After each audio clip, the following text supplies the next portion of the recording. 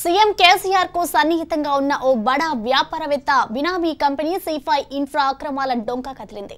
IT అధికారులు జరిపిన దాడుల్లో భారీగా అక్రమాలు బయటపడ్డాయి. బోగస్ కంపెనీలు తప్పుడు బిల్లులతో ఆదాయ పన్నును ఎగ్గొట్టినట్టు గుర్తించారు. జువాడి మదన్ మోహన్ రావు C5 ఇన్ఫ్రా కంపెనీకి సంబంధించిన అవకతవకలను ఐటీ శాఖ బహిరంగపరిచింది. C5 infra company head office ఉన్న మధుపాల టవర్స్ నుంచి మరిన్ని వివరాలు మా ప్రతినిధి నరేష్ అందిస్తారు. హైదరాబాద్లో భారీ కుంభకోణం బయటపడింది. ఐటీ అధికారులు C5 ఇన్ఫ్రా అనే కంపెనీ మీద సోదాలు జరిపారు.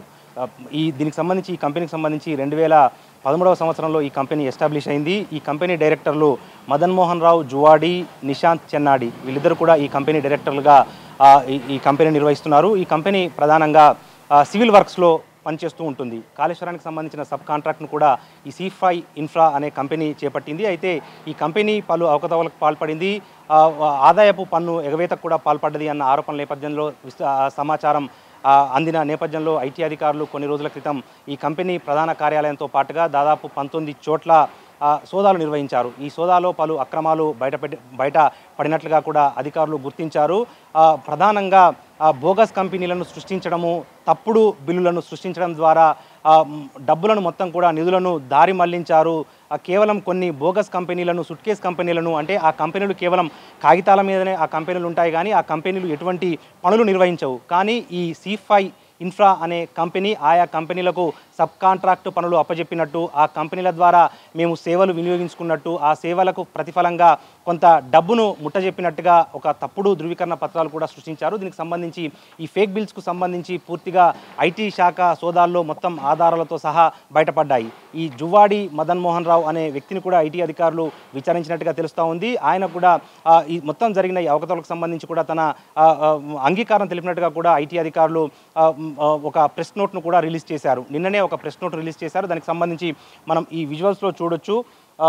12 జనవరి 2021 న్యూఢిల్లీ నుంచి ఈ ప్రెస్ నోట్ రిలీజ్ అయింది. Income tax department conduct searches in హైదరాబాద్లో ఇన్కమ్ ట్యాక్స్ అధికారులు సోదాలు నిర్వహించారు. ఆ సోదాలకు సంబంధించి మొత్తం 19 ప్రాంతాల్లో, హైదరాబాద్లోని 19 ప్రాంతాల్లో ఈ సోదాలు నిర్వహించినట్టుగా కూడా వాళ్ళు స్పష్టం చేశారు. దాంతోపాటు దాదాపు 160 కోట్లకు సంబంధించి లావాదేవీలకు సంబంధించిన అక్రమ మార్గంలో ఈ 160 కోట్ల రూపాయలను దారి మళ్లించారు.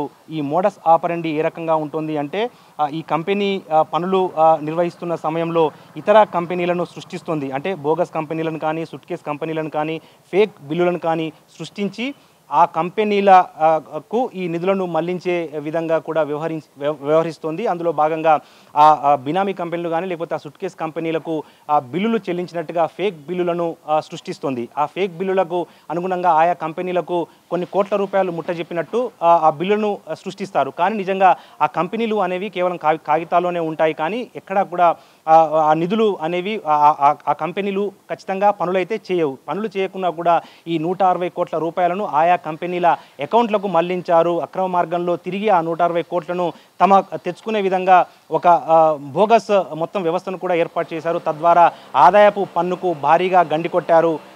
కేంద్ర ప్రభుత్వానికి సమకూరాల్సిన ఆదాయాన్ని కాజేశారు, కాసులను కాజేశారు అన్న ఆరోపణల నేపథ్యంలో ఐటీ అధికారులు సోదా చేసిన తర్వాత ఈ మొత్తం జువాడి మదన్ మోహన్ రావు డైరెక్టర్గా నడుస్తున్న ఈ C5 ఇన్ఫ్రా అనే కంపెనీ ఈ రకంగా అక్రమాలకు పాల్పడింది అన్న ఆధారాలతో సహా ఐటీ అధికారులు ఆధారాలను మొత్తం కూడా సేకరించారు. దీనికి సంబంధించి ఆ తీగలాగితే డొంకంతా కదిలినట్టుగా ఈ 160 కోట్ల ఈ పన్ను ఎగవేతకు సంబంధించి ఇంకా లోతుల్లోకి వెళ్తే మరిన్ని నిజాలు బయటపడే అవకాశాలు కూడా కనిపిస్తూ ఉన్నాయి. సో ఈ నేపథ్యంలో దాదాపుగా ఈ కంపెనీకి జరుగుతున్న మొత్తం అకౌంట్స్ను కానీ, దాని తర్వాత అకౌంట్ బుక్లను కానీ, పెన్ డ్రైవ్లను కానీ, దాని తర్వాత హార్డ్ డిస్క్లను కానీ మొత్తం కూడా అన్నింటినీ కూడా ఐటీ శాఖ అధికారులు జప్తు చేసుకున్నారు. జప్తు చేసుకున్న తర్వాత గత 5 రోజులుగా మొత్తం ఈ హార్డ్ డిస్క్లో ఉన్న సమాచారాన్ని మొత్తం కూడా ఆ కోడ్ పద్ధతిలో ఉన్న సమాచారాన్ని మొత్తం కూడా క్రోడీకరించి విశ్లేషించిన తర్వాత ఖచ్చితంగా ఎన్నో మొత్తం 10ల సంఖ్యలో బోగస్ కంపెనీలను ఈ జువాడి మదన్ మోహన్ రావు సృష్టిస్తారు.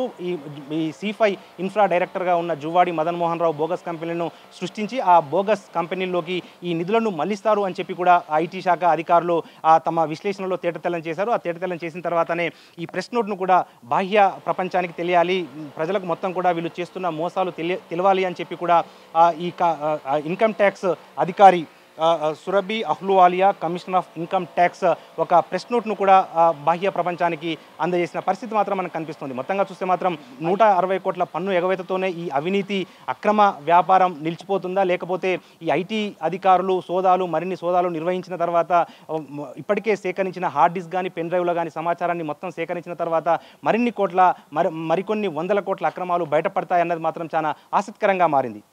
కెమెరా పర్సన్ జనార్దన్తో కలిసి నరేష్ రాజ్ న్యూస్, హైదరాబాద్.